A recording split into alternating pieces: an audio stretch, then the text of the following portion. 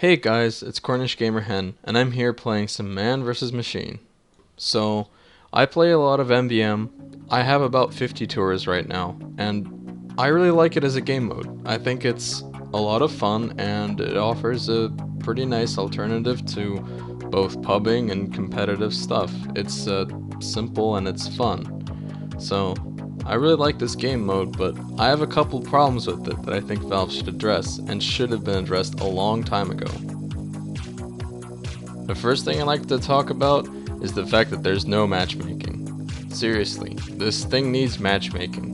There are people with 0 tours who hop on advanced tours without ever playing a single game of MVM, and they're playing Man Up too. Personally, I don't care about the idea of free tickets. I'm glad that people get to play Man Up once in a while without paying $1 for a ticket. That's fine with me, but those people should at least play a beginner tour, and they have the option to do so in boot camp for free. So rather than waste the time out of everybody who decided to pay $1 and take time out of their day to complete missions for loot, these people just want to mess around, and they're very used to the very casual pub style of TF2, and they don't really understand the meta.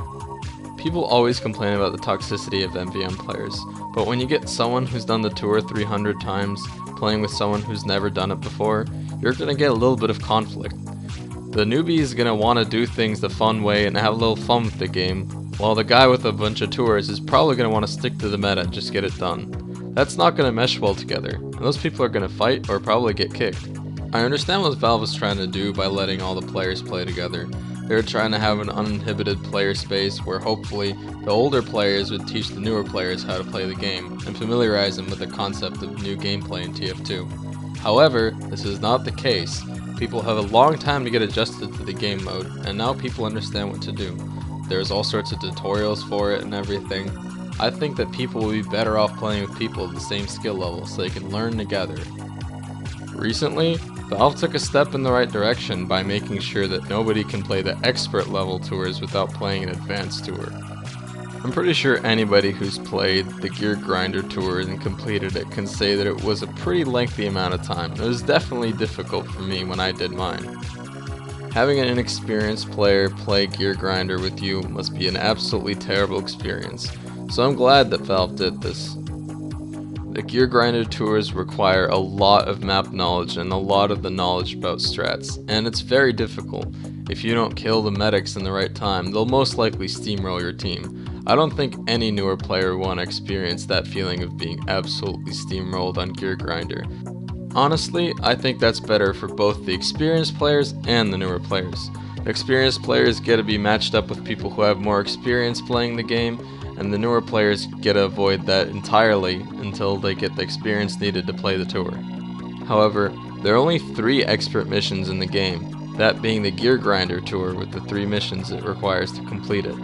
That was released with the Man vs. Machine update back in 2012, so we're just getting this 3 years later. Yeah, some people do play the older Man Up tours, but there's not really a lot of money that can be made from it. Gear Grinder is only 3 missions, and probably the best that you can get from doing Gear Grinder is a $4 diamond scattergun, and the chances of getting that aren't too high. There's not much of a reason to run the old Man Up tours unless you're doing it for fun. The payout for those really isn't as big as 2 cities, and some of the tours can be pretty long. For example, Oil Spill and Steel Trap are both 6 missions long. That means that you're spending $6 to do a full tour. There's no possible way to come out even doing those 2 tours. You can play 2 cities and get pretty terrible loot, but I think a lot of people are tempted by the Australians and the Golden Pan to play. And the robot parts can add up to a lot of money. You're getting multiple robot parts per every tour you do, and you can even get a pristine. These are almost a guaranteed sell from around 6 to 8 cents. I would much rather have that than getting nothing for every single mission and then getting a bot killer at the end. I also like the chance to get a golden weapon, which is why I've done so many tours. While I haven't made that much money off of MVM in the recent months, there was a point where I was making a lot of money on MVM, and I was making enough to keep going and going and going. And not too long ago I even got an Australian rocket launcher. That was a lot of money. So overall, I do like 2 cities a lot more, and I can see why people would play it more.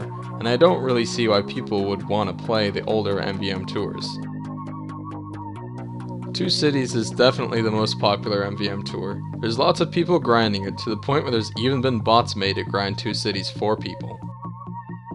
People grind Two Cities a lot, so people just want to get their loot and get out. And if a newer player joins, people usually don't want to bother teaching him how to play the game.